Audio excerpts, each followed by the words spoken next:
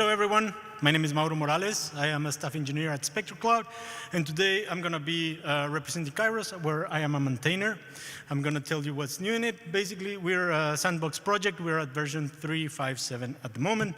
If you haven't heard of us, let me just give it a little bit of an introduction, what we do. Basically, Kairos is immutable Linux operating systems, but we do it in a very special way that other immutable systems don't do. We take existing Linux distributions and convert them into immutable. That means if you're already interested in continue using your Ubuntu, OpenSUSE, Alpine, whatever, we take that image and we convert it into immutable. It's very easy to do. It's declarative and container-based, so that means that you keep working with Docker files and YAML, so something that you're already used to with Kubernetes.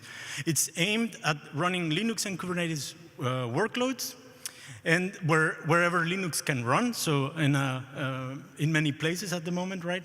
And our biggest achievement is making easy day two operations. That means to be able to upgrade and do rollbacks and things like this, especially with devices where it is complex. I'm going to explain a little bit more about that. I have two use cases that explain better why you need something like Kairos, especially because with edge devices, you have more constraints. But of course, like I was saying, you can use Kairos as a Linux distribution everywhere where Linux runs, including your data centers. First is the deep network device. This is a device used for decentralized networks, and people buy it, run it on their home labs or wherever they need to run it. And of course, the deep team needs a high level of security because they don't know what degree of exposure these devices have, which is the reason why I came to Kairos and decided to use our system, because we use immutable infrastructure and trusted boot. That means that this device that you see there cannot be changed, and if somehow managed to get tampered, the device gets completely bricked. That means it either works with the system that deep wants to run, or it doesn't run. The other case that I want to show you is ARIA Imaging. They are basically taking images of trees and deciding when to spray them with LLM models with AI. And they do this with NVIDIA devices. If anyone has played with these devices, you would know that it's a bit challenging to be flashing firmware into them. So like I was saying, with the day two operations that Kairos offer, is very simple to do upgrades of your system. So you just flash it the first time where you're provisioning, and the rest of the upgrades come easy to you. So what's new in Kairos?